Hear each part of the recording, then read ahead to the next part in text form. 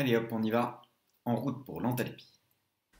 Bien, dans cette deuxième partie du cours sur le premier principe, on va introduire une nouvelle fonction d'état qu'on va appeler la fonction enthalpie. Dans la première partie, on a parlé de l'énergie interne qui était en fait à la base de l'énoncé du premier principe avec l'énergie totale de votre système, et donc qui est l'énergie qui nous intéresse le plus souvent lorsqu'on prend un système qui est posé à plat sur la paillasse. Et là, maintenant, on va essayer de voir qu'en fait, cette énergie interne, elle est bien adaptée quand on s'occupe des systèmes à volume constant, comme on a vu le transfert thermique pour une évolution isochore est donné par cette énergie interne, par cette variation d'énergie interne, mais la plupart des choses qui se passent dans la vie de tous les jours se font à pression constante, qui est la pression atmosphérique, et c'est pour ça qu'on va essayer d'introduire une nouvelle fonction qu'on va appeler H pour fonction enthalpie, et qui va apparaître relativement naturellement quand on va essayer de calculer le transfert thermique lors d'une évolution monobar avec cette contrainte supplémentaire d'équilibre de pression initiale et finale. Alors, le système considéré va être le suivant, donc soit 6 sigma, un système thermodynamique, qui est soumis uniquement au travail des forces pressantes. Donc ça semble réducteur, mais en fait c'est un cas très répandu, notamment quand vous étudiez des fluides ou des gaz. Donc soumis uniquement au travail des forces pressantes.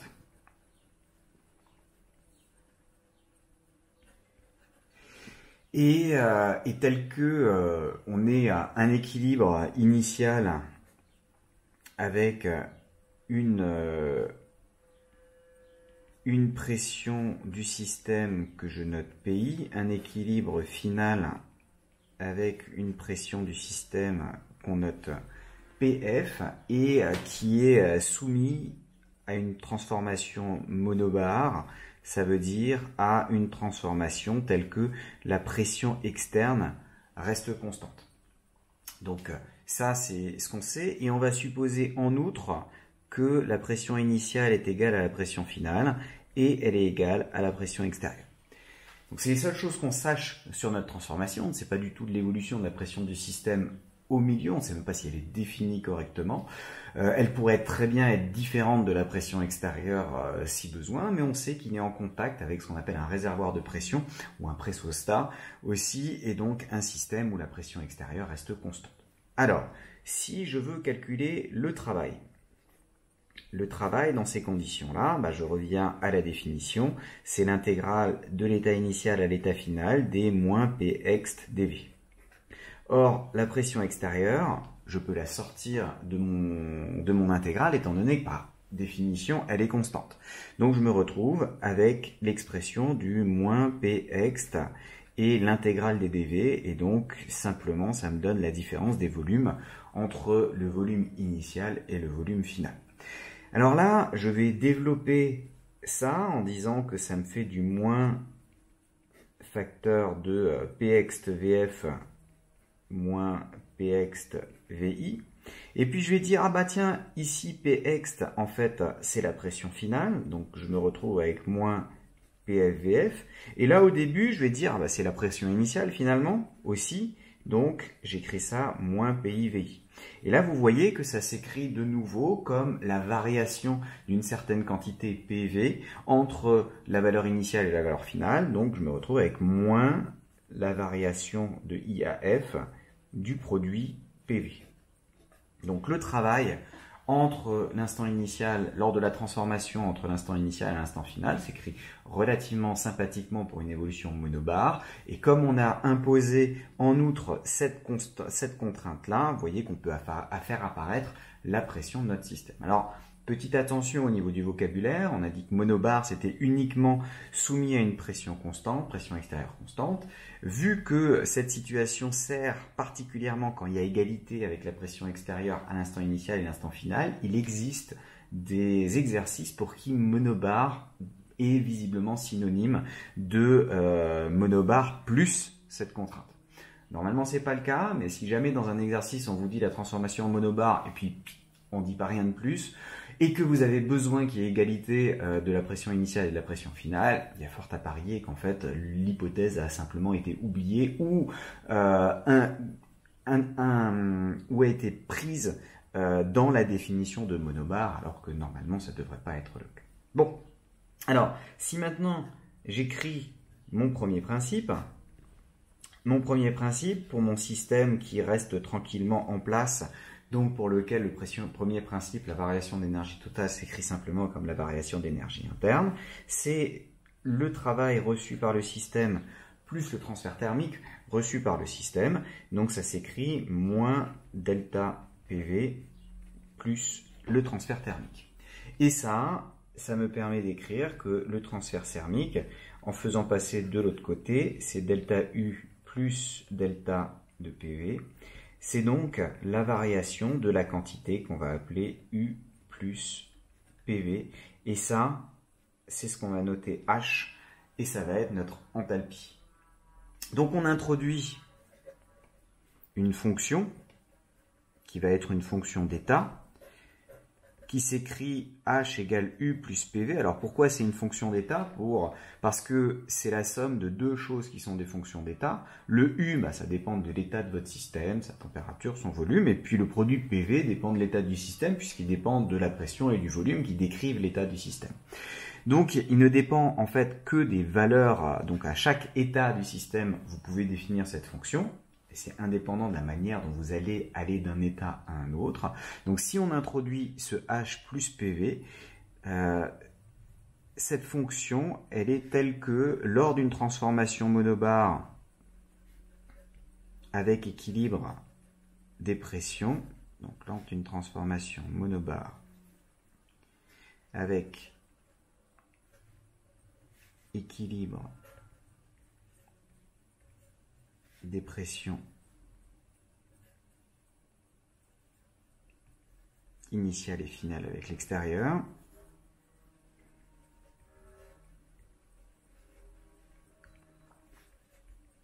alors avec l'extérieur, pour un système, il y a beaucoup d'hypothèses quand même, soumis uniquement aux forces pressantes,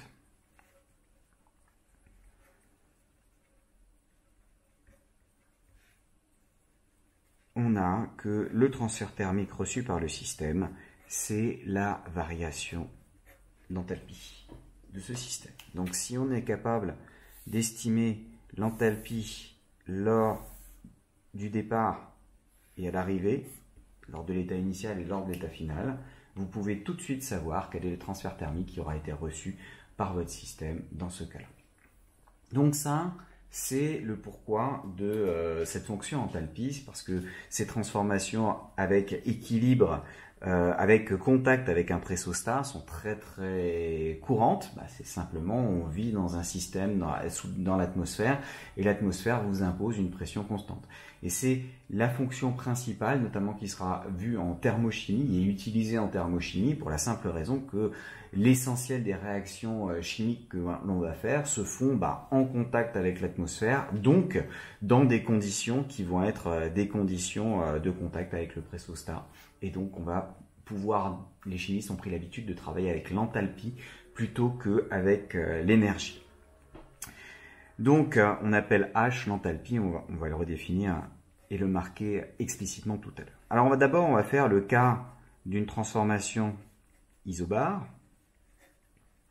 Donc je vous avais dit que isobar, c'est plus fort en termes de contraintes que monobar. C'est un petit peu comme une fonction dérivable, c'est plus fort qu'une fonction continue en mathématiques.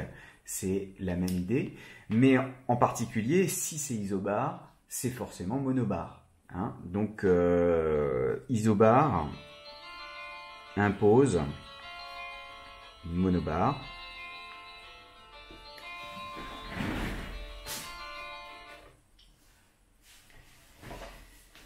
Donc isobar impose monobar, d'où lors d'une isobar,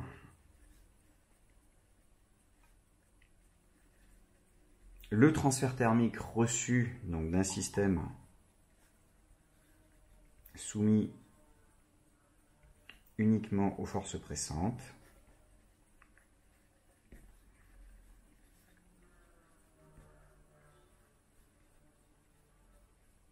Vous avez que le transfert thermique reçu, alors on note ce transfert thermique QP pour se souvenir que c'est un système, c'est lors d'une transformation où la pression était constante. Ce transfert thermique est donné directement par la variation d'enthalpie. Donc ce petit indice, ça rappelle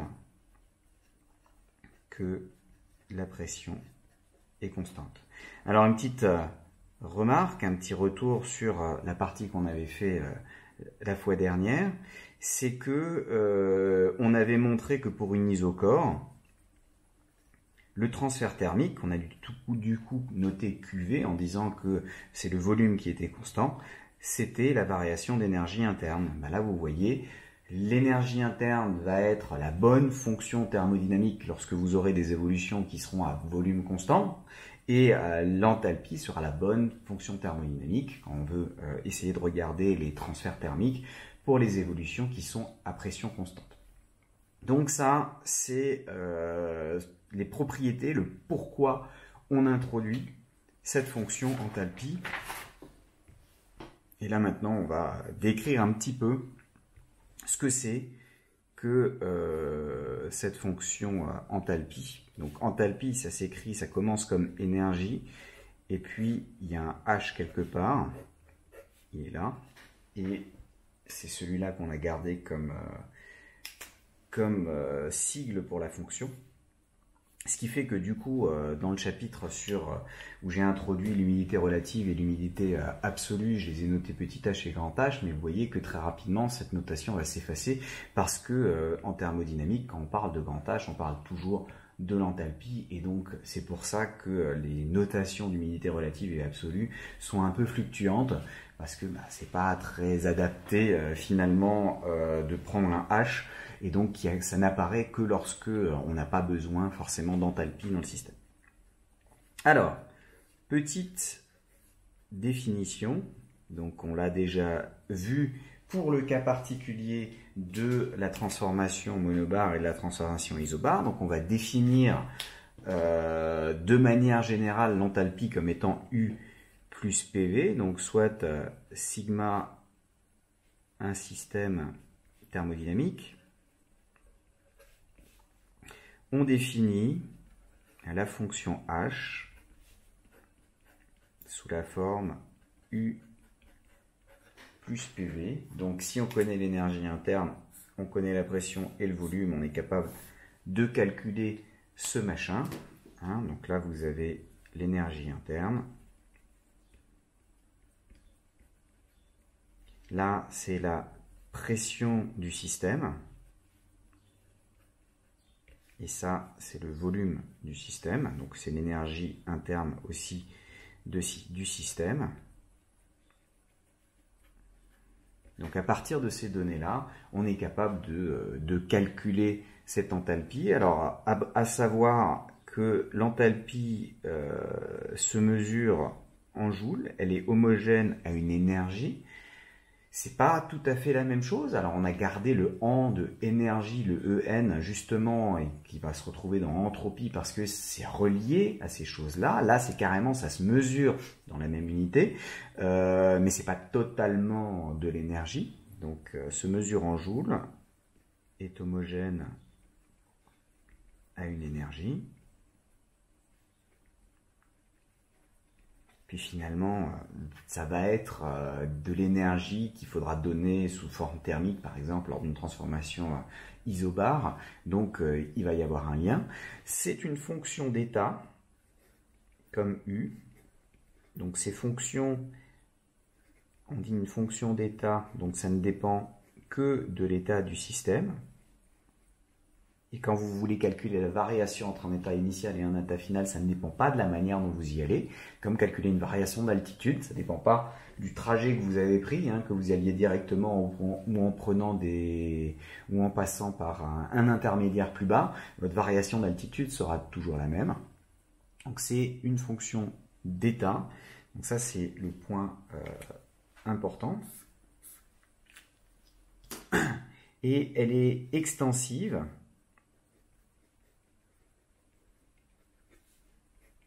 Parce que U l'est, ça c'était d'après le premier principe, il existe une fonction qu'on appelle énergie interne, fonction d'état qui est extensive, et le produit PV aussi. Quand on coupe le système en deux, il y a 2 fois moins de volume et la pression reste la même, puisque ça c'est une variable locale. Donc le produit PV a été divisé par 2. Donc vous avez comme U une fonction d'état extensive, additive, et on peut donc définir l'enthalpie massique,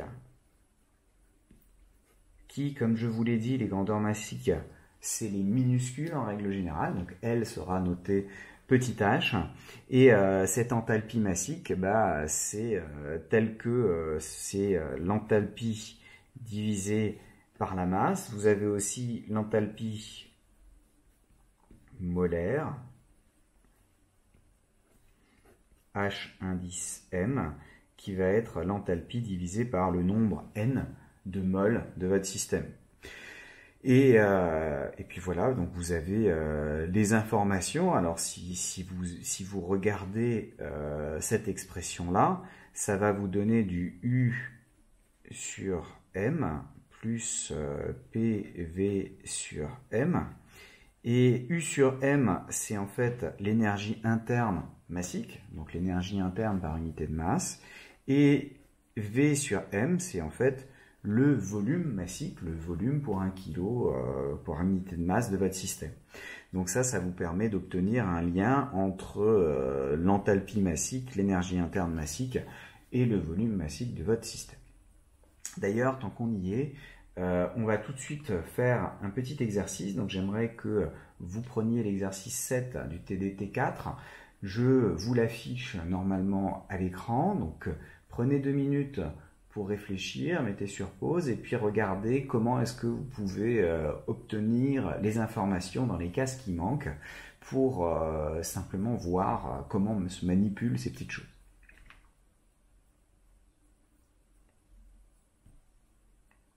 C'est bon? Alors, si on fait du coup l'exercice 7 du TDT4, on vous donne un tableau avec des grandeurs thermodynamiques. Donc, on vous demande que représentent H, U et V. Donc, V, c'est le volume massique. U, c'est l'énergie interne massique. Massique.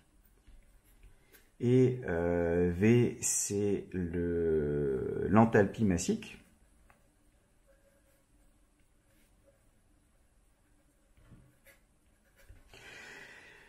H, pas V. Donc l'enthalpie massique, et donc comme on l'a dit, vous avez le lien, l'enthalpie massique, c'est égal à U plus PV. Alors, dans l'exercice, on vous donne le système avec la pression de 1,2 mégapascal, 1,2 10 puissance 6 pascal, et on vous donne les valeurs de V, de U et de H. Le H qui manque, vous pouvez simplement vous dire, c'est U, donc 2,742 10 puissance 6 joules par kilo. Il faut se remettre en unité du système international, c'est finalement la seule grosse difficulté qu'il y a là-dedans. Là, vous l'avez en mètres cubes, et donc vous multipliez par 1,2 10 puissance 6, multiplié par, donc ça c'est la pression, multiplié par le volume de 0,19 234. Donc, si on fait l'application numérique correspondante dans votre système, je retrouve ma petite calculatrice. Donc on a, alors je ne vais pas mettre les 10 puissance 6 puisqu'on voit qu'il y a un 10 puissance 6 en facteur, donc j'ai du 2,7042 plus 1,2 multiplié par 0,19234. Hop, et en faisant ça, je me retrouve avec du 2935 kJ par kilogramme, puisque j'ai le 10 puissance 6, j'en prends un 10 puissance 3 pour me mettre en kilojoules par rapport au joule, et donc j'ai une enthalpie, vous voyez que l'enthalpie est plus élevée que l'énergie interne, c'est normal puisqu'on rajoute quelque chose qui sera forcément positif. Pour le deuxième petite, là on vous demande l'énergie interne. L'énergie interne, si H c'est U plus PV, U c'est H moins PV, et donc il suffit de faire le même calcul en utilisant les valeurs. Donc le H c'est, alors hop, on va le mettre en kilojoules, 3506,6. Moins la pression, donc avec en kilojoules, il faut que j'enlève un 10 puissance 3, et le V, il vaut 0,2345. Donc si on reprend ça, ça me fait 3153,6 moins 1,2 fois 0,234,5 fois 10 puissance 3. Hop là, et ça me donne du 2872,2 kilojoules par kilo. Alors j'arrête tout de suite lui. Oui, je sais, au niveau des chiffres significatifs, c'est peut-être discutable, mais dans l'énoncé, il donne autant de chiffres significatifs, alors même qu'il n'y a que 2 chiffres significatifs pour la pression. Donc on peut supposer qu'ils ont quand même été relativement précis dans leur mesure de pression pour pouvoir donner ça. Donc c'est des mesures qui ont été faites en laboratoire pour obtenir ces valeurs-là. Et puis le dernier, vous voyez qu'on vous donne H et U, et on veut V. V c'est H moins U divisé par P. Donc pour le dernier, ça fait 3696,3 moins 3295,6 divisé par le 1,2 10 puissance 6, donc il faut que je multiplie tout ça par 10 puissance 3 parce qu'il faut que je repasse en joules, et on va faire l'application numérique correspondante. Donc 3696,3 moins 3295,6, je vais mettre 2 points, hop, divisé par 1,2 du coup 10 puissance 3, et ça me donne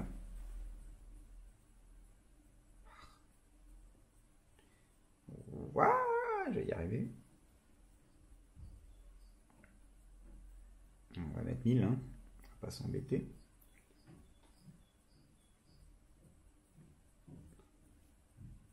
On va y arriver. Niark.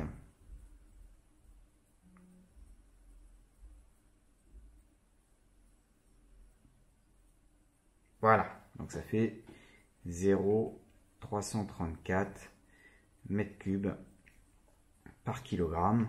Et quand on regarde sur le système qui est ici, vous voyez que ça correspond bien à une augmentation du volume massique global de votre système.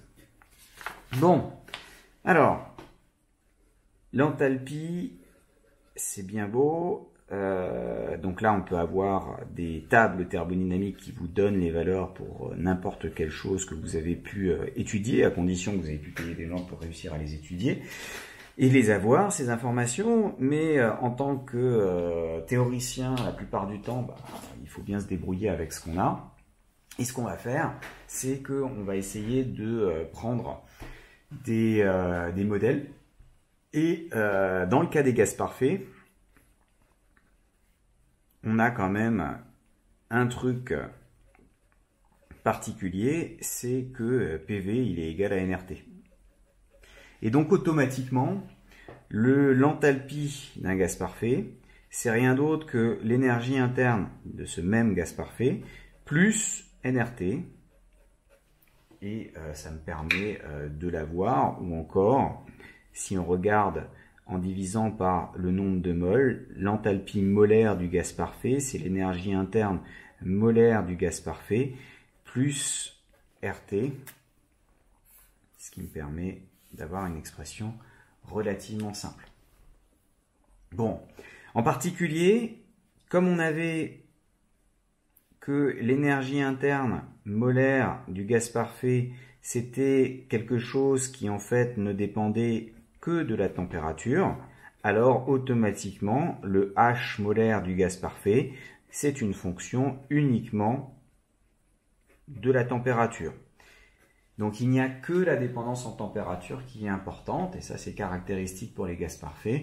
Ça ne dépend pas de la pression ou du volume auquel vous avez porté votre gaz, mais uniquement de la température. Si on rajoute pour un gaz parfait monoatomique, on avait prouvé que U pour le gaz parfait monoatomique, c'était 3,5 de nRT. Vous prenez 3,5 de nRT, vous rajoutez 1 supplémentaire, donc 2 demi en plus, ça vous fait 5 demi, d'où le H pour le gaz parfait monoatomique, ça va être 5 demi de nRT. Donc ça, pour lui, on sait exactement l'expression de l'enthalpie. Finalement, c'est proportionnel à l'énergie interne, mais ça va permettre de l'écrire de manière plus simple et de manipuler ces choses-là directement pour avoir les transferts thermiques qu'on peut avoir pour les évolutions qui sont des évolutions isobars. Ensuite, on s'intéresse au cas des phases condensées.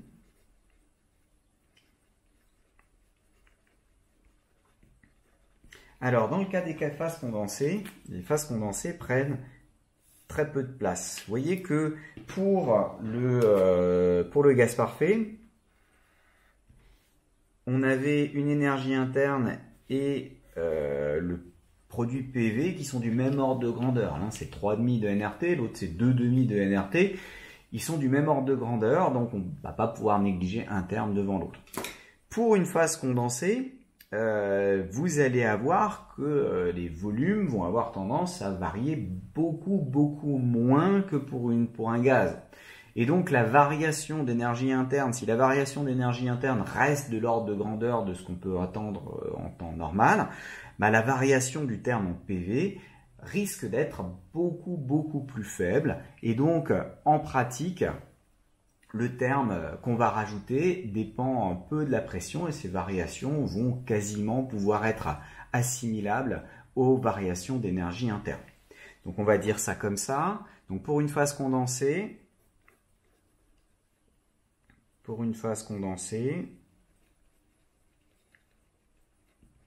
on a vu que justement l'énergie interne molaire, c'était quasiment une fonction uniquement de la température, ce qui va nous permettre d'écrire des choses relativement simples en termes de capacité thermique à volume constant. Et PV, le produit PV, dépend peu de la température.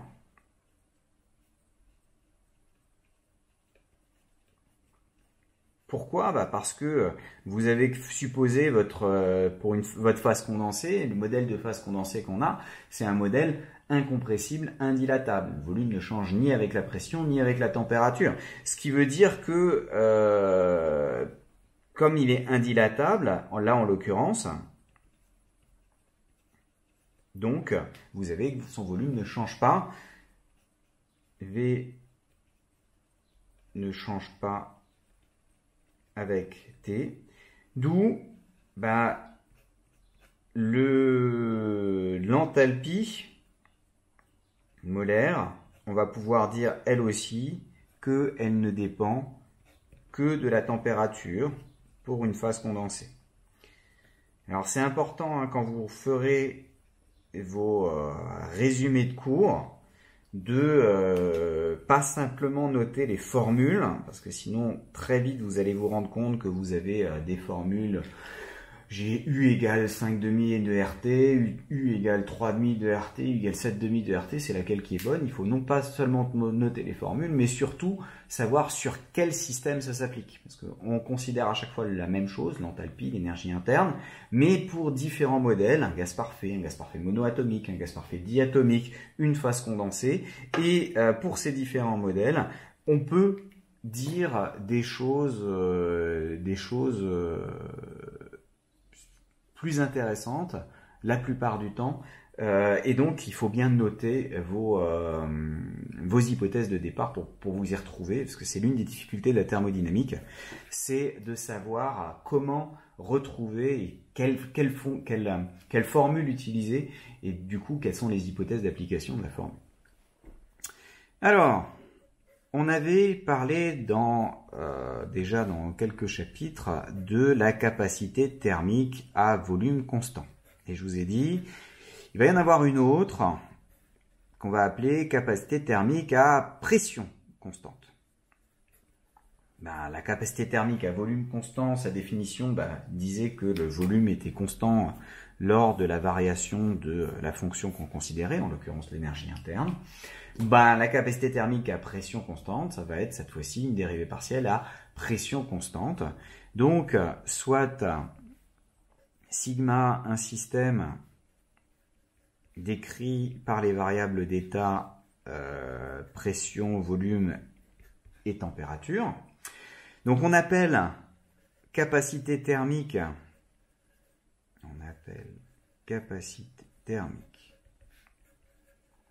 à pression constante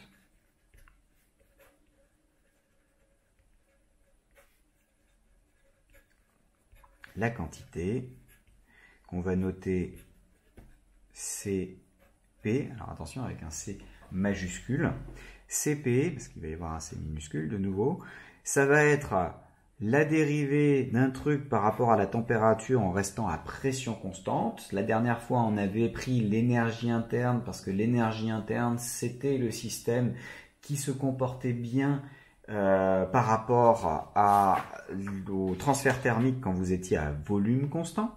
Et donc, en fait, pourquoi est-ce qu'on avait pris ça? Parce que on voulait mesurer les variations d'énergie interne et on les mesurait en chauffant, c'est-à-dire en donnant un transfert thermique, et on voulait savoir quelle est l'augmentation de température pour un chauffage donné, et d'où le caractère à volume constant. Là, vous voyez que quand on est à pression constante, ce qui intervient, c'est la variation d'enthalpie, et donc on va définir Cp comme étant la dérivée de l'enthalpie par rapport à la température en étant à pression constante.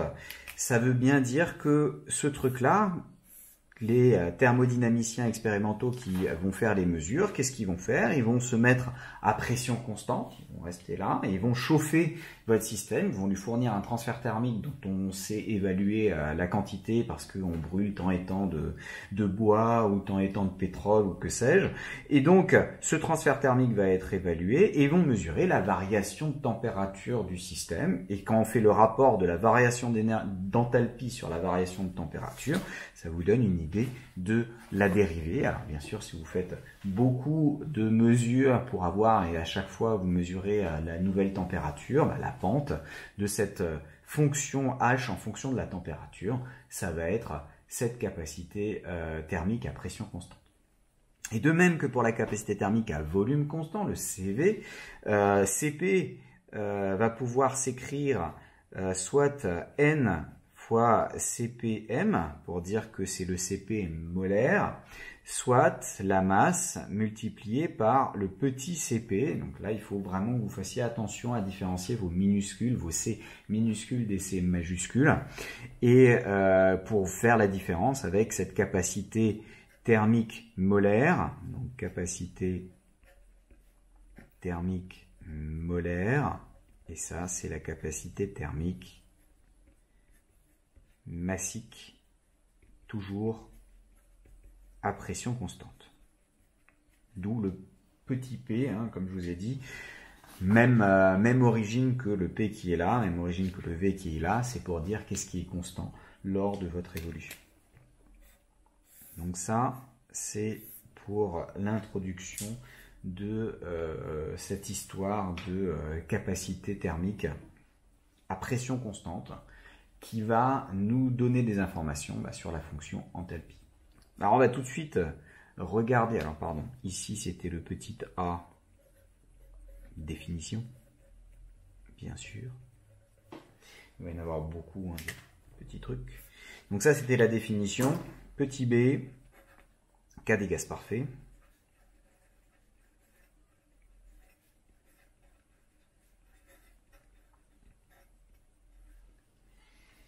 Donc dans le chapitre précédent, on avait introduit un truc qui est la constante, le coefficient de Laplace. On va voir comment est-ce qu'il est défini. Je vous avais donné en passant la définition, histoire que ce soit au même endroit, mais il fallait attendre de savoir ce que c'était que le CP. Alors avant de faire ça, pour un gaz parfait monoatomique, on a ce qui est ici, donc là, le gaz parfait monoatomique, dont l'expression c'est 5,5 de nRT. Là, vous pouvez directement calculer le CP pour le gaz parfait monoatomique. Ça va être la dérivée de H par rapport à la température à pression constante. Finalement, c'est directement la dérivée droite, parce que en fait, ça ne dépend pas de la pression, ça dépend uniquement de la température. Et vous voyez que ça se dérive gentiment, ça fait 5,5 de nR, puisque c'est linéaire en température. Donc ça, c'est pour la capacité totale. Vous voyez que la capacité thermique est proportionnelle à votre système. C'est normal, si vous avez un système qui est 2 fois plus grand, il faut 2 fois plus d'énergie pour avoir la même augmentation de température à fournir, parce qu'il faut chauffer tout le monde. Et si on prend la capacité thermique molaire, c'est 5,5 de R. Souvent, ça va être L qui va être donnée. Donc là, vous avez, hop, ça comme ça, à retenir pour le gaz parfait. Donc ça, c'est pour le gaz parfait monoatomique. Vous avez 5,5 de R. Pour un gaz parfait diatomique, qui est le cas qui nous intéresse le plus souvent, donc pour un gaz parfait diatomique, on a vu que l'énergie interne du gaz parfait diatomique aux températures usuelles, cette énergie interne, elle pouvait s'écrire 5,5 de nRT. Donc, alors c'est pas tout à fait ça, c'était la variation d'énergie interne qui valait 5,5, donc en fait on avait une constante là-dedans, quelque chose qui dépendait pas de la température, c'était la pente, donc le CV qui valait 5,5 de nR, et donc si le CV est à peu près constant sur la zone en question, vous avez la pente correspondante et vous avez une droite, une équation de droite. Bon, la constante n'a pas tellement d'importance, on est tous toujours à une constante près, et puis on va calculer des variations d'énergie et pas directement les énergies la plupart du temps. Donc on a vu qu'on avait ça, d'où le H du gaz parfait diatomique, c'est 5,5 de nRT plus PV, PV c'est nRT, plus la constante qui était là, donc je me retrouve avec du 7,5 de nRT plus une constante. Et on peut donc calculer pour le gaz parfait diatomique, le CP, c'est la dérivée de H par rapport à la température à pression constante. Donc c'est directement la dérivée de ce machin-là. La constante, elle ne dépend pas de la température, parce qu'elle est constante. Donc on se retrouve avec du 7,5 de nR. Et donc le CP molaire, c'est la même chose par unité de par quantité de matière, donc ça fait 7,5 de R directement. Pour le gaz parfait, notez bien, là je m'embête à le mettre à chaque fois, pour le gaz parfait diatomique, il faut bien savoir qu'est-ce qu'on est en train de manipuler.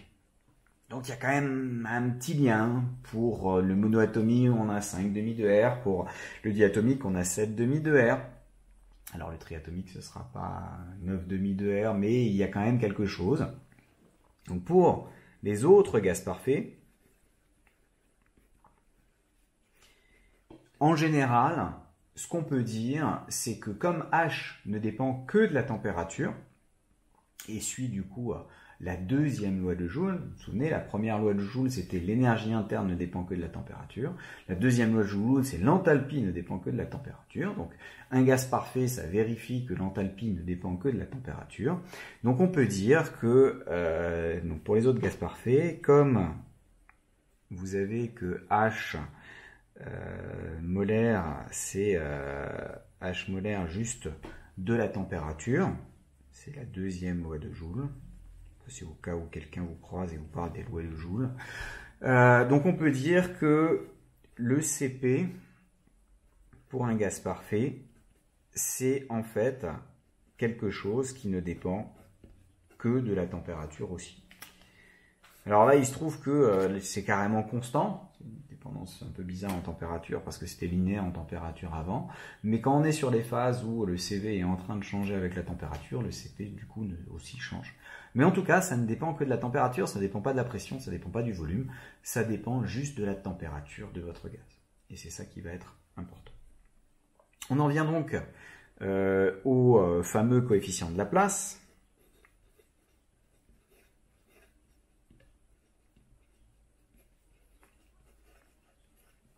Et ce coefficient de Laplace,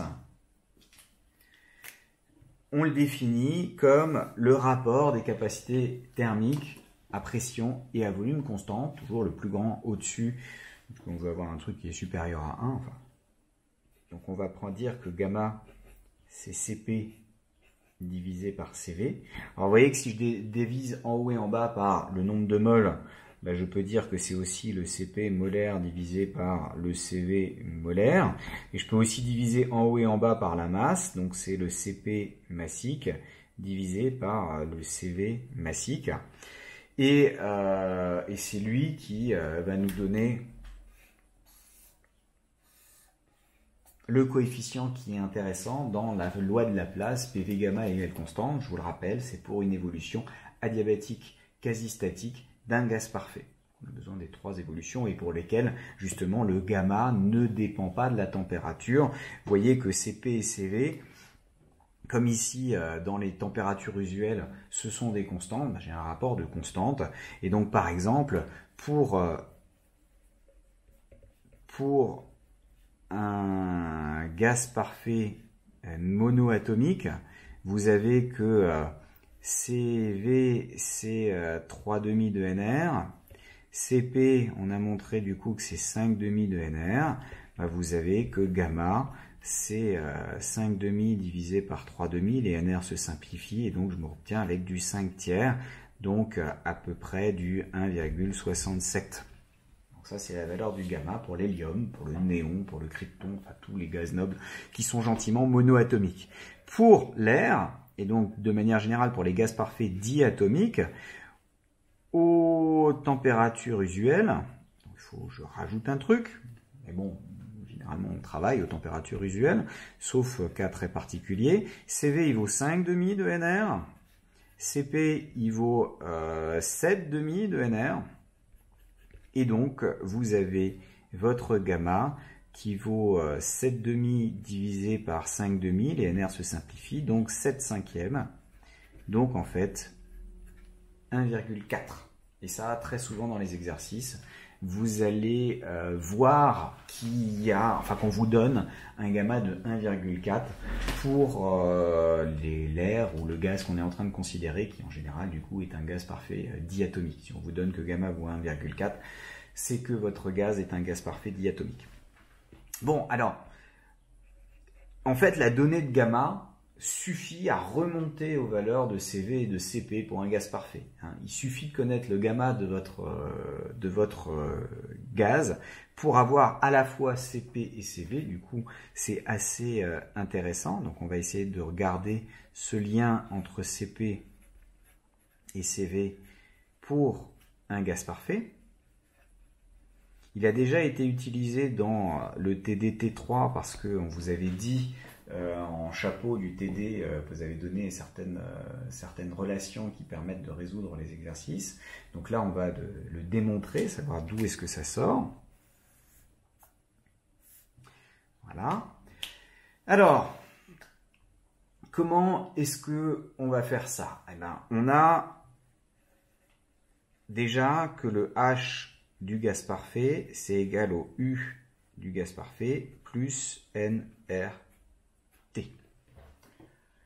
Si je regarde la dérivée de H par rapport à la température à pression constante, étant donné que pour un gaz parfait, ça ne dépend que de la température, de la quantité de matière, ça ne dépend pas de la pression, donc je vais pouvoir dire que c'est la dérivée droite de l'enthalpie par rapport à la température. Et de la même manière, la dérivée de l'énergie interne par rapport à la température à V constant, alors faites attention, hein, mathématiquement, c'est pas du tout la même chose quand vous avez une fonction de 3 variables, prendre la dérivée à V constant ou la dérivée à P constant. Il y a un petit truc. Mais là, étant donné qu'on a vu que ces fonctions-là ne dépendent que de la température, ben, je peux prendre une dérivée droite et donc m'en fiche de savoir que P ou V sont constants puisque de toute façon, même s'ils varient, U ne change pas.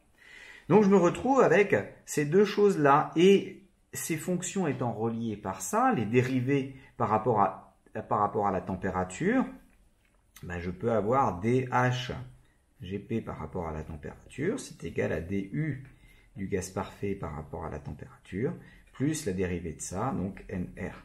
Or, ce truc-là, c'est ce que j'ai appelé Cp, ce truc-là, c'est ce que j'ai appelé Cv. Et donc, pour un gaz parfait, vous avez le lien que Cp, c'est égal à Cv plus nR. On retient parfois sous la forme Cp moins Cv égale nR, et ça a un nom. Ce truc-là, c'est la relation de Mayer. M-A-Y-E-R. Et pas la relation de Meyer.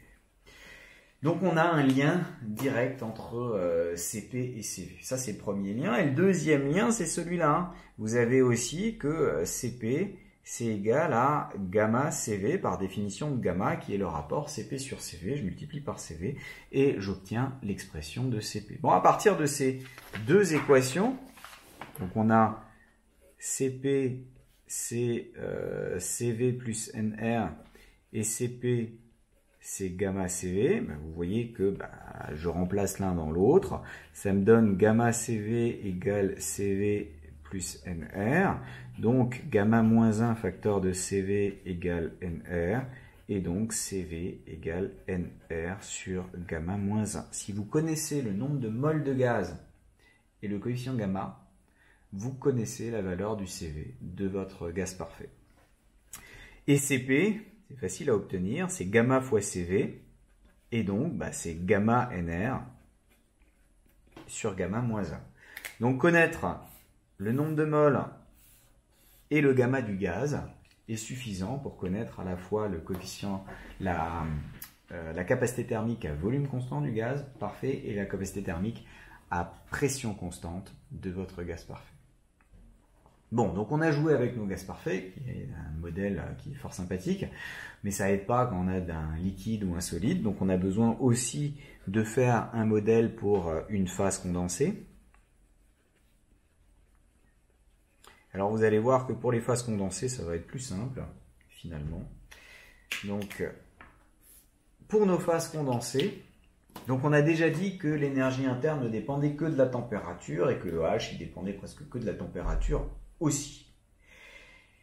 Et alors, quand j'écris la définition de mon Cp, c'est dH sur dt à pression constante. Et je remplace H par U plus pur V, donc c'est du sur dt à pression constante, plus la dérivée du produit PV par rapport à la température à pression constante. Bon, si la pression est constante, je peux la sortir de la dérivée, comme ça. Donc c'est la pression fois la dérivée du volume. Donc je me retrouve avec la dérivée de U par rapport à la température à pression constante, plus P fois la dérivée de V par rapport à la température à pression constante. Mais ce truc-là, c'est quoi? Ce truc-là, c'est relié au coefficient de dilatation isobar. Je vous rappelle que alpha, c'est 1 sur V, dV sur dt à pression constante. Et dans l'hypothèse d'une phase condensée indilatable, ce truc-là, c'est quasiment 0 dans l'hypothèse, enfin c'est égal à 0 pour une phase condensée indilatable. Et si elle est presque indilatable, c'est quasiment 0. En tout cas, le terme qui est là va être négligeable devant celui-ci, et donc je me retrouve avec la dérivée de U par rapport à la température à la pression constante. Étant donné que U, pour la phase condensée, il dépend quasiment que de la température, ça c'est presque la même chose que la dérivée de U par rapport à la température à volume constant. Tandis que ça dépend ni de la pression ni du volume, que je garde l'un ou l'autre constant, finalement, j'obtiens la même chose. Et je me retrouve avec Cp pour la phase condensée. C'est à peu près égal au Cv de la même phase condensée. Donc, en règle générale, on ne parle pas, pour une phase condensée, de capacité thermique à volume constant ou de capacité thermique à pression constante, c'est la même. Donc, on parle juste de capacité thermique.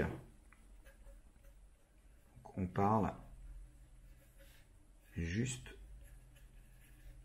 de capacité thermique de la phase condensée. Puisque la différence entre les deux est très faible, et donc on ne va pas la considérer. Donc, juste de capacité de la phase condensée considérée. Bien. Alors, à connaître, vous avez la capacité thermique massique de l'eau, donc le petit c de l'eau va être égal à 4,18 kJ par kilo par Kelvin.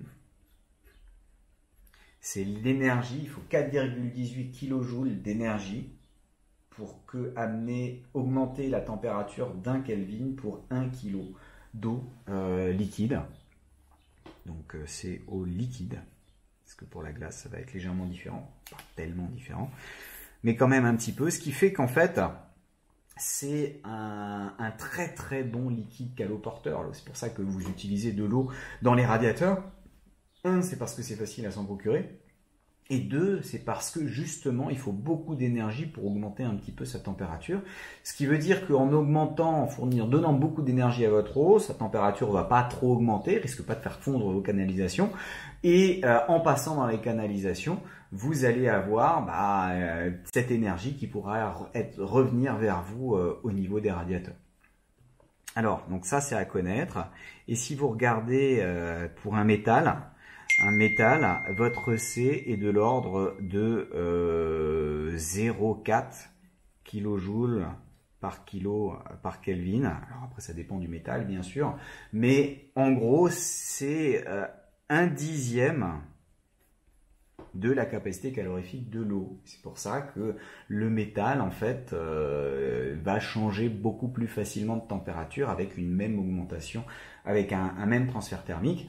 Et donc, en fait, si vous prenez une casserole d'eau que vous oubliez sur le feu, si vous donniez à cette casserole la même quantité d'énergie qu'il faut pour vaporiser entièrement toute l'eau, et enfin monter jusqu'à 100 degrés Celsius et ensuite vaporiser l'eau, votre casserole, elle serait capable de fondre parce que sa température serait montée au-delà de sa température de fusion, et parce qu'elle va monter de manière 10 fois plus importante pour la même quantité d'énergie que vous serez capable de fournir à votre système. Bon, allez, on va finir par deux petits exercices d'application directe. Donc, le premier, ça va être l'exercice 4 pour le TD-T4. Donc, je vous laisse regarder à l'écran l'énoncé. C'est une histoire de bouilloire électrique. Prenez de nouveau 2 minutes pour réfléchir un petit peu. L'idée est de savoir combien de temps il faut pour amener l'eau à température ambiante jusqu'à ébullition, sachant que vous avez une certaine puissance électrique pour votre bouilloire. Et puis, on pourra comparer ça avec le temps que vous avez effectivement quand vous préparez un thé ou une tisane le soir. lorsque vous retravaillez vos maths ou votre physique, ça vous donnera normalement une idée de ce à quoi ça correspond. Je vous laisse réfléchir. C'est bon? Donc, on a un volume de 1,5 litre d'eau. Tout de suite, il faut se dire, ça correspond à une masse de 1,5 kg d'eau. On a une puissance électrique qui vaut 2400 watts. On a comme information que on a une évolution de votre eau qui est isobare, puisque vous êtes en contact avec l'atmosphère. Donc ça veut dire que le transfert thermique reçu va être égal à la variation d'enthalpie de votre système. Étant donné que vous savez que la dérivée de l'enthalpie, par définition, c'est votre CP, la dérivée par rapport à la température. Si cette dérivée-là est constante, on vous donne le C de l'eau qui est ici, donc si on vous donne une seule valeur sans préciser la température, c'est qu'on présuppose que cette valeur-là est constante. Ça veut dire que la variation de enthalpie, ça va être CP multiplié par la variation de température. Vous intégrez simplement ça directement au cours du temps. Vous avez une dérivée qui est constante, donc une fonction qui est simplement linéaire en température. Et qu'est-ce qu'on a comme information? C'est que ce transfert thermique-là est fourni par la résistance électrique, par effet Joule, et donc c'est la puissance multipliée par le temps d'utilisation que je vais noter taux, en supposant que cette puissance aussi va rester constante. Nous, ce qu'on cherche, c'est taux. On a encore que ça, c'est M fois CO fois delta T. Donc là, c'est la puissance électrique fois ce temps taux. Donc vous avez taux qui va s'écrire la masse en eau fois le C de l'eau fois la variation de température divisé par la pression donnée. Si on fait une application numérique rapide, la masse, c'est 1,5 kg. On multiplie par le 4,18 kJ. Alors, comme votre... autant que je me souvienne, la puissance est donnée, non, elle est donnée en watts. Donc, du coup, il faut que je multiplie par 10 puissance 3 pour bien me mettre en joules. Donc ça, c'est la partie qui est ici. Je multiplie par la différence de température. J'arrive à 100 degrés Celsius, mais je suis parti d'à peu près 20 degrés Celsius. Hop. Alors, c'est 100 moins 20. Et il faut que je divise ça par la pression qui vaut la puissance. Et la puissance, c'est 2400 watts. Hop là, il y a en trop, 2400. Et ça me donne 209. Comme je me suis mis en unité du système international, c'est des secondes. 210 secondes. Si je divise ça par 60, ça me donne le résultat en minutes, donc c'est à peu près 3 minutes et demie. Donc il vous faut 3 minutes pour que votre bouilloire puisse chauffer votre litre et demi d'eau. Et c'est à peu près ce qu'on observe de manière expérimentale le matin si jamais vous faites un thé ou le soir pour la tisane avant de vous endormir. Voilà, premier exercice. On va faire un deuxième exercice. Le deuxième exercice, c'est l'exercice 12, on va faire le 1 et le 2 parce que ça va nous permettre d'introduire la notion de masse en eau d'un calorimètre et montrer ce que c'est qu'un calorimètre. Alors, vous voyez l'énoncé qui apparaît devant vous, normalement. Si ce n'est pas le cas, il faudra se plaindre aux hautes instances. Donc, le calorimètre pour l'exercice 12... il est là. Vous avez votre calorimètre, on vous dit, c'est ce système-là. Donc le vase calorimétrique, c'est un truc qui est isolé de l'extérieur. Vous avez mis des choses dedans, donc généralement, là, on va mélanger de l'eau. Après, on peut mettre un métal puis de l'eau, ou des glaçons et de l'eau. Bon, il y a souvent de l'eau, parce que c'est le truc le plus simple à obtenir. On peut mesurer la température, on agite histoire de s'assurer qu'on a bien un équilibre. On essaye d'avoir un truc qui nous isole le plus possible, donc généralement avec de l'air, qui est relativement isolant, et puis des parois qui évitent au maximum les pertes. Et donc on va pouvoir supposer que le système calorimètre plus tout ce qu'on a mis dedans n'échange pas de transfert thermique avec l'extérieur, donc aura une variation, un transfert thermique avec l'extérieur qui est nul. Donc, si vous n'avez pas mis sur pause, mettez sur pause, lisez l'énoncé et puis essayez de voir comment est-ce que ça marche. Et nous, on va faire la correction. Donc, le calorimètre, on a une masse M1 d'eau à, donc on a 95 grammes d'eau à une température T1 de 20 degrés Celsius, 20,0, précis visiblement au dixième près, et c'est 95,0, donc on aura droit à 3 chiffres significatifs.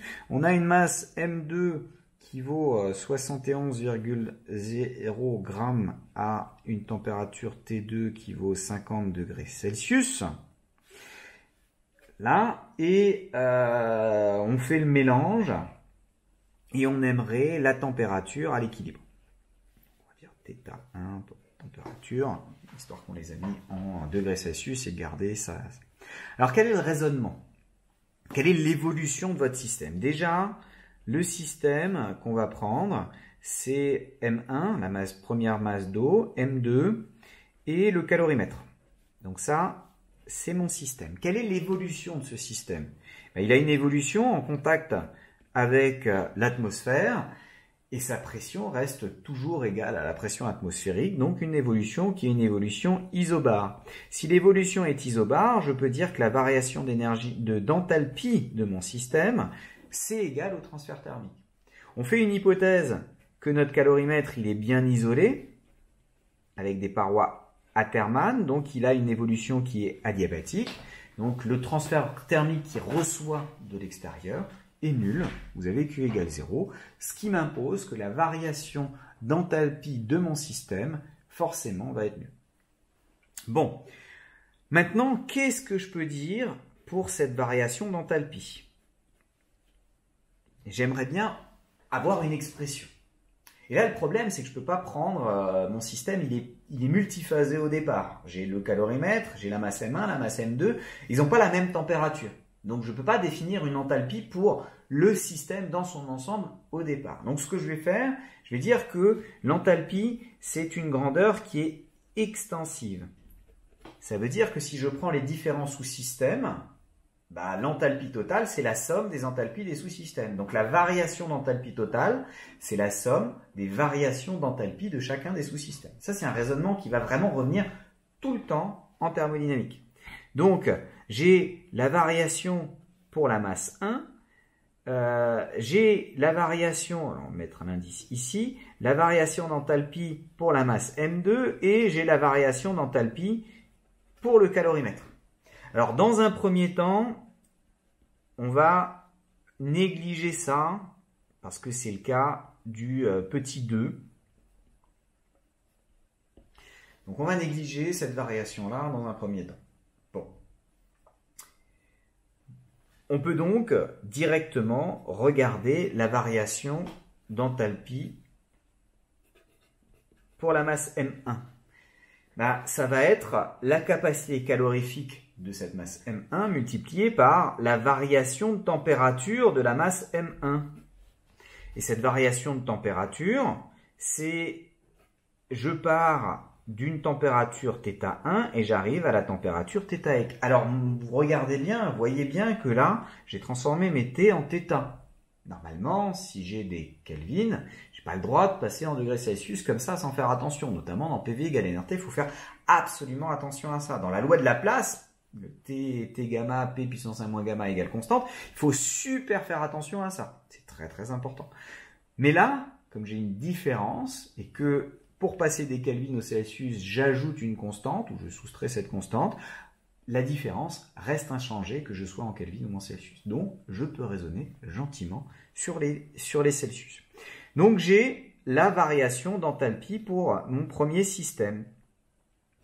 La variation d'enthalpie pour le deuxième système, c'est la même chose, mais pour le delta T du deuxième système. Et lui, il part de θ2 et il arrive à θ. C'est un petit peu embêtant, ces delta, c'est qu'il faut prendre d'abord le point d'arrivée moins le point de départ. Donc on arrive à θ équilibre et on soustrait θ2.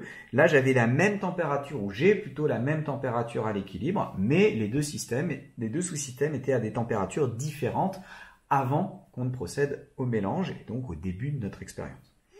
Bon, dernière chose, ici, la capacité calorifique de mon système, c'est la masse du système fois la capacité thermique massique du système, c'est de l'eau liquide, donc c'est CO, et c'est le même CO pour les deux, parce qu'on va supposer que ça ne change pas qu'on soit à 50 degrés ou à 20 degrés. La seule chose qui change, c'est la masse d'eau effective dans chacun des deux sous-systèmes. En pratique, en TP, quand vous allez mesurer ces masses, dans les énoncés, on vous dit mesurer environ exactement 200 grammes d'eau ou environ exactement 10 grammes d'eau. Environ exactement, ça veut dire on s'en fiche que vous ayez exactement 200, mais vous versez les trucs. Quand vous atteignez 198, vous êtes content, vous mesurez précisément ces valeurs-là, vous notez 198 peut-être 0,0 si jamais c'est précis au dixième de grammes près, et vous utiliserez ces valeurs-là dans l'expérience et dans le traitement d'expérience, alors même que les ordres de grandeur sont là simplement pour vous assurer que les variations de température soient mesurables et que en fait vous échigniez pas à essayer de mesurer une variation de température qui est en fait dans les fluctuations d'incertitude de votre système. Bon, donc on a delta H1, delta H2 et delta H calorimètre qu'on va négliger dans un premier temps par rapport à ces deux-là. Vous avez que le delta H est nul d'après le premier principe et l'évolution isobare, c'est pour ça qu'on a introduit l'enthalpie. Donc je me retrouve avec M1 CO θ moins θ1 plus M2 CO θ moins θ2. Observez que la température d'équilibre, si vous mélangez un truc à 20 degrés avec un truc à 50 degrés, allez réfléchissez des secondes, on obtient combien? On obtient quelque chose de 30-40 degrés, quoi, quelque chose au milieu. On ne va pas avoir une température plus élevée. Là, c'est évident du coup que cette différence va être positive, cette différence va être négative. Donc j'ai un positif plus un négatif, ça peut bien faire 0. Vous voyez que gentiment, je peux simplifier par la capacité thermique de l'eau et je peux isoler mon θ. Je vous laisse faire le calcul. Ça me donne quelque chose avec une pondération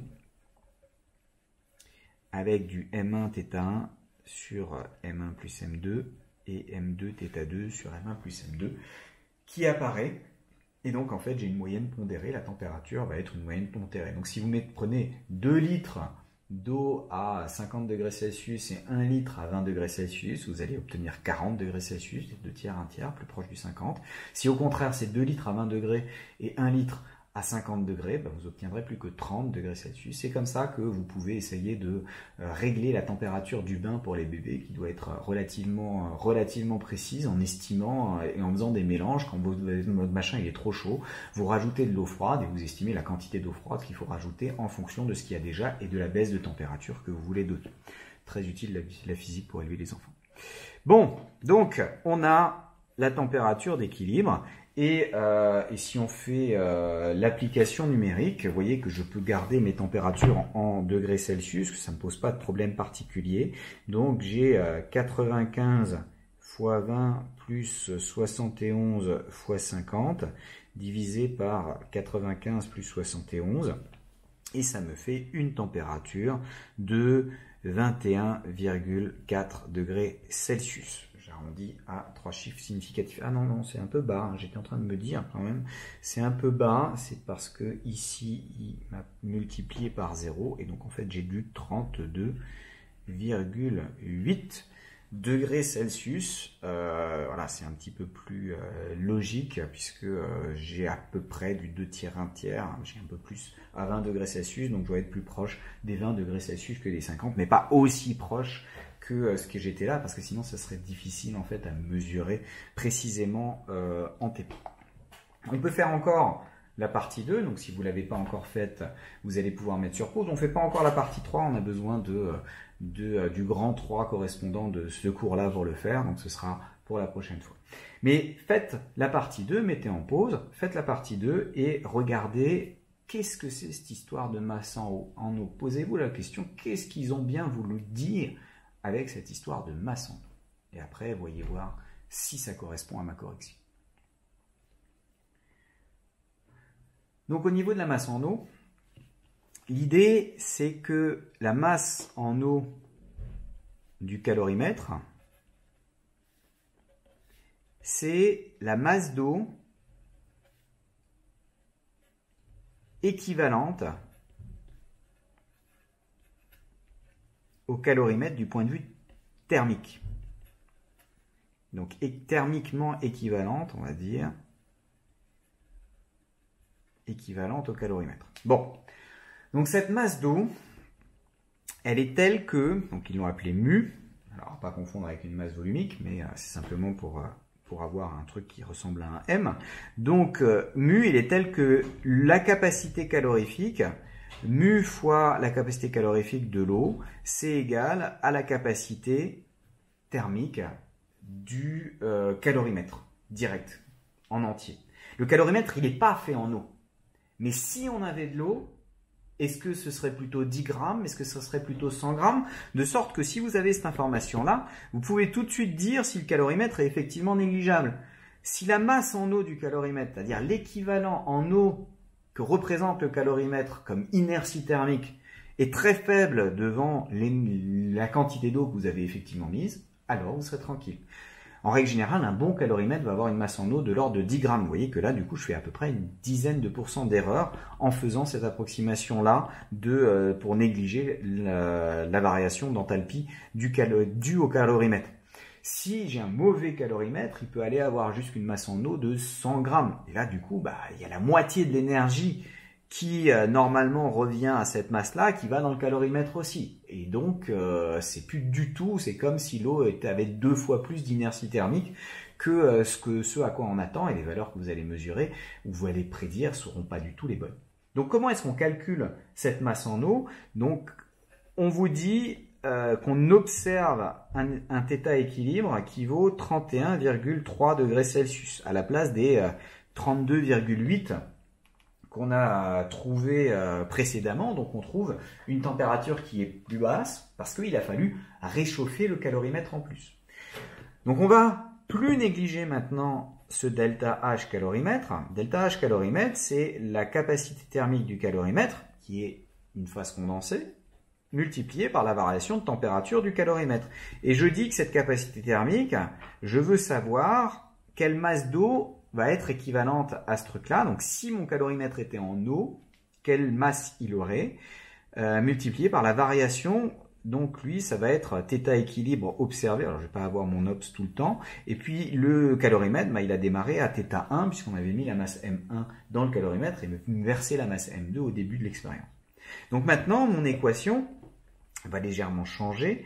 Donc si je récupère la somme des enthalpies, je dis que c'est la variation totale d'enthalpie et que celle-ci est nulle parce que la transformation est adiabatique. Donc je fais toujours mon hypothèse d'adiabaticité. J'ai le début qui est là, donc ça me fait M1 CO θ moins θ1 plus M2 CO θ moins θ2 plus la masse du calorimètre, CO, la masse en eau du calorimètre, θ moins θ1.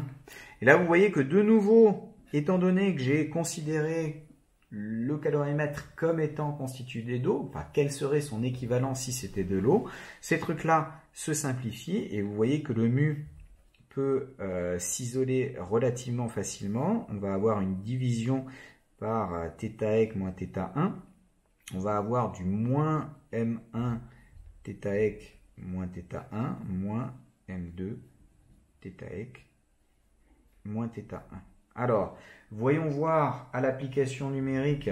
Donc, ils disent que le θ maintenant, c'est celui-là. Donc, j'ai du moins 95. Oula, j'ai trop d'encre sur les doigts. On va essayer de changer de doigt. Donc, j'ai du moins 95, il va le reconnaître, fois la variation de température, donc on est parti de 31,8 31,3 moins 20. Hop. Ensuite, moins 20. Et je ferme la parenthèse. Je soustrais encore 71 multiplié par le 31,3 moins 50. Hop. Et je divise ça par le 31,3 moins 20. Ah, 31,3 moins 20. Hop là. Et ça me donne 22,5 grammes du coup, puisque j'ai laissé toutes les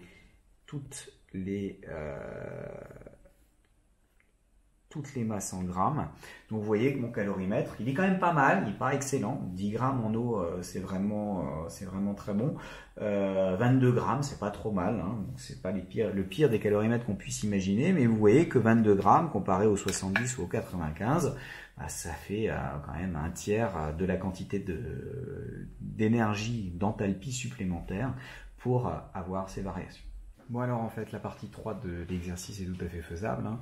Donc c'est fou ces profs qui lisent pas correctement l'énoncé finalement, hein. Donc j'ai lu un tout petit peu trop vite, je pensais à un autre exercice dans lequel on mettait un glaçon et on voulait déterminer l'enthalpie massique de vaporisation, de fusion du glaçon. Donc là c'est pas le cas, là c'est simplement vous mettez dans le calorimètre 100 grammes d'eau et vous y plongez un échantillon métallique de 25 grammes qui sort d'une étuve à 95 degrés Celsius et on mesure une température d'équilibre à la fin et on veut avoir la capacité thermique du métal. Donc si on reprend ce qu'on voit, c'est vous avez votre calorimètre, vous avez de l'eau et puis vous mettez vos 25 grammes de métal. Donc on reprend simplement les valeurs numériques. Vous avez une masse d'eau de 100 grammes, vous avez une masse de métal de 25 grammes, et puis on prend le même calorimètre, donc celui pour lequel on a calculé la masse en eau, qui était de l'ordre d'une vingtaine de grammes. Donc, qu'est-ce qu'on va prendre comme système? Donc notre système thermodynamique, ça va être l'eau plus le métal. Et comme le calorimètre 20 grammes, ça fait quand même 20% d'erreur sur la masse en eau, du coup on va rajouter le calorimètre et le compter, ça ne changera pas grand chose puisqu'il va se comporter comme de l'eau finalement. De nouveau, on se pose la question de l'évolution. L'évolution ici est de nouveau isobare puisque vous êtes en contact avec l'atmosphère qui est de pression constante ici, et cette évolution isobare vous dit que la variation d'enthalpie de votre système est reliée directement au transfert thermique reçu par le système lors de cette évolution. Et comme vous avez un calorimètre, et donc normalement bien isolé de l'extérieur, et vous faites cette évolution de manière rapide, hein. Vous plongez votre bout de métal chaud directement dans l'eau, donc vous obtenez, donc là, lui il était à une température θ2 de 95 degrés Celsius, et puis l'eau elle était à une température θ1 de 15 degrés Celsius. Donc vous le plongez dedans, vous voyez ce qui va se passer, vous mélangez, vous mesurez rapidement la température d'équilibre, il n'y a pas le temps d'avoir de perte énergétique, donc l'hypothèse d'adiabaticité va être assez bien vérifiée. Vous avez que H est extensif, donc la variation, plus exactement, on peut dire simplement le H total, ça va être le H de l'eau plus le H du calorimètre plus le H du métal. Donc la variation de H total, c'est la variation du H de l'eau plus la variation du H du calorimètre plus la variation du H du métal. La variation, donc ce A delta H d'après l'hypothèse d'adiabaticité, est égal à 0, ce delta H, et la variation de l'eau, donc c'est la masse d'eau fois la capacité calorifique, la capacité thermique massique de l'eau, fois la variation de température de l'eau, donc on va de θ1 jusqu'à θx, donc c'est θx moins θ1, plus la même chose pour le calorimètre, qui a une masse en eau mu, une capacité calorifique du coup correspondante à de l'eau CO, θec moins θ1. Donc en fait, il varie exactement la même chose. C'est pour ça qu'on a défini ce concept de masse en eau. C'est l'eau qu'il suffit de rajouter pour compter automatiquement l'action du caloromètre. Et vous avez que la variation d'enthalpie du métal, c'est la masse de métal, la capacité thermique massique du métal, multipliée par la variation de température du métal, et lui, il va de sa température initiale qu'on a appelée θ2 à la température d'équilibre θec. Là-dedans, qu'est-ce qu'on connaît pas? On connaît θ1, on connaît θ2, on connaît la température d'équilibre, on connaît les masses. La seule chose qu'on ne connaisse pas, c'est ce C-là. Et vous voyez que le C du métal, je vais faire passer les choses de l'autre côté. Donc j'ai du moins la masse en eau de vraie eau plus la masse correspondante équivalente en eau du calorimètre fois le C de l'eau fois la variation θec moins θ1 divisé par θec moins θ2. Alors n'ayez pas peur, cette capacité calorifique n'est pas négative, c'est simplement que cette différence-là est négative, celle-là est positive, donc le moins va partir automatiquement à l'application numérique. Est-ce que c'est homogène? Est-ce que c'est homogène? Non, c'est pas homogène, j'ai une masse, il faut une différence de température fois un C, divisé par une différence de température, donc il me reste une masse fois un C. Et là j'ai juste un C, donc j'ai juste oublié de diviser par la masse de métal. Toujours faire cette vérification, pour obtenir, pour pas oublier quelque chose d'évident là-dedans. De toute façon, à la valeur numérique, on se serait rendu compte, hein, je vais faire l'application numérique sans ce dernier truc pour voir ce que ça me donne. Donc si je prends donc moins, on a dit qu'on avait 100 grammes d'eau, auquel je rajoute la masse en eau dont l'application numérique d'avant, c'est-à-dire c'était 22,5. On multiplie ça par le 4,18. Du coup, on aura en kilojoules par kilo par Kelvin ce qui va nous intéresser. On multiplie par la différence d'eau, donc on est passé d'une température, alors, je retrouve la valeur de la température correspondante. Donc on est passé de 15 à 16,7 degrés, donc c'est 16,7 moins 15. Et je divise ça par 16,7 moins 95. Voilà, et vous voyez que ça me donne 11,1. Alors je vous avais dit, mais normalement le métal c'est une capacité calorifique plus faible, tout simplement parce que j'ai oublié la masse de métal, et la masse de métal c'est 25 grammes, donc c'est un 25e de ce truc-là, donc je me retrouve avec du 0,400... Alors, je ne vais pas mettre plus que deux chiffres significatifs parce que les mesures ne sont pas précises suffisamment, enfin pas précises à ce point-là. Donc j'ai du 0,45 kJ par kilo par Kelvin. Et donc une capacité calorifique effectivement de l'ordre de 10 fois plus faible que celle de l'eau liquide. Bien, c'est tout pour aujourd'hui, c'était déjà pas mal. Donc le prochain cours vidéo va voir comment est-ce qu'on peut faire intervenir ces variations d'enthalpie lors des changements d'état.